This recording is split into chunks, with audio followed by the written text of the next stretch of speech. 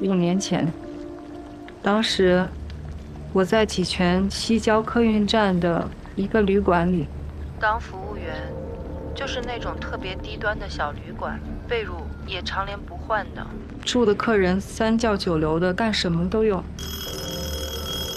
那天我值夜班。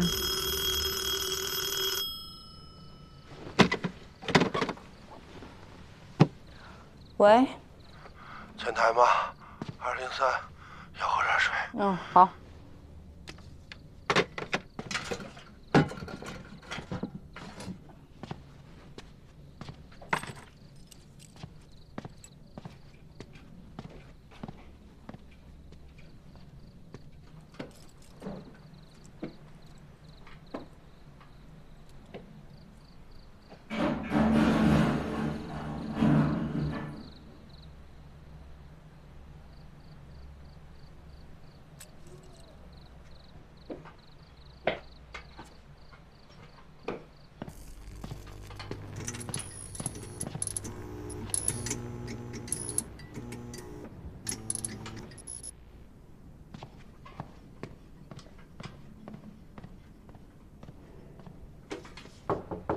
刘先生，刘先生，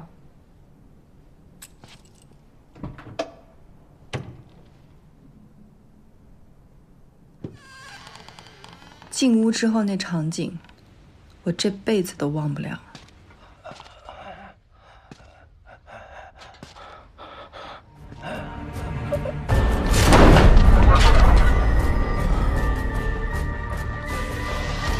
刘先生，那个热水来了，我给您放这儿了。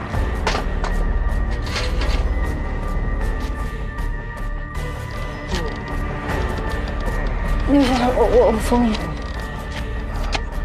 哎呀，你没事吧？你没事吧？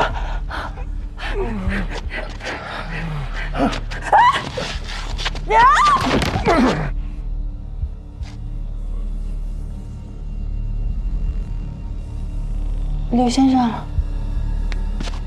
刘先生，刘先生。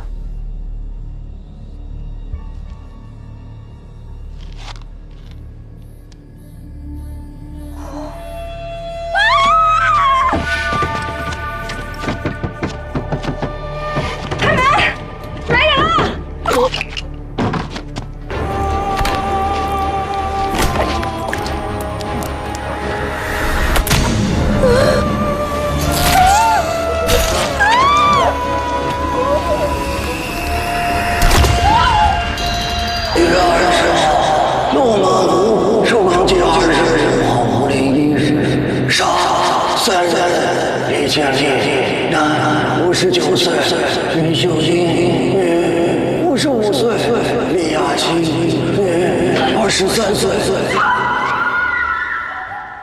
他为什么会以那样的方式说话？他杀了什么人？怎么杀的？他杀那个人为什么？而且他说话的样子就像打报告一样，特别恐怖。他说了几件案子？2件，落马湖是第1件案子。第2件呢？老板，一件有一件的价钱，你也懂的。但是他就是杀人犯，而且用的就是鱼线。那后来呢？人、尸体都在，确实是死了，但是他的背上被人割走了一大块皮。报警了？不是，这会儿已经报警了。有人报警了吗？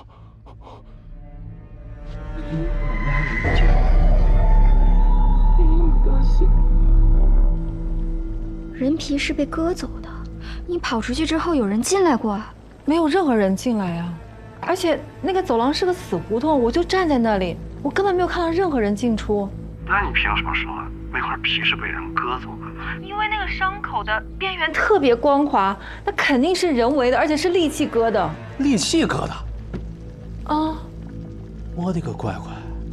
哎，姐妹，你自己听听，你说的这些话扯不扯呀？你要说这人死了，我们大伙儿还能相信一点。关键是一块死皮，谁要一块死皮干什么呢？就是给割了一块人皮，倒霉少一张人皮，你去查查不就知道了吗？我们当时就报了警，而且走廊里看热闹的人都知道这件事情。精彩，编的有鼻子有眼的啊，看得出来下了不少功夫。万老板，做生意要诚实，打听不到真消息不丢人，编瞎话骗钱，吃相就难看了。不是老板，你什么意思啊？我没有编瞎话呀，我说的都是真的。我没说这件事是假的。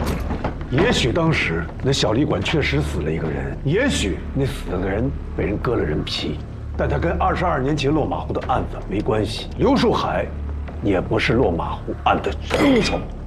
刘树海就是杀人犯。撒谎！我没有撒谎！你不买我的线索呀，王老板！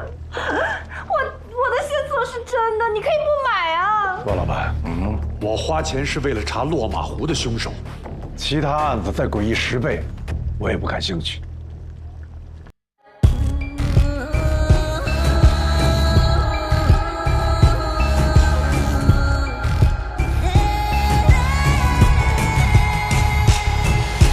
天划破黎明线，告诉我结尾，即将温柔的浮现。在脑海中轻轻一闪而过的封面，而我在黑暗间认得守着分两面，一面是注意，一面在等你。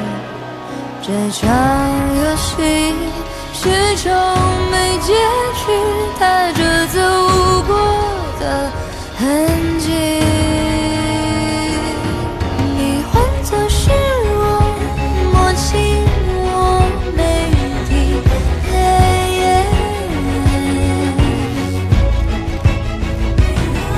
我变成是你，感受你每一个呼吸，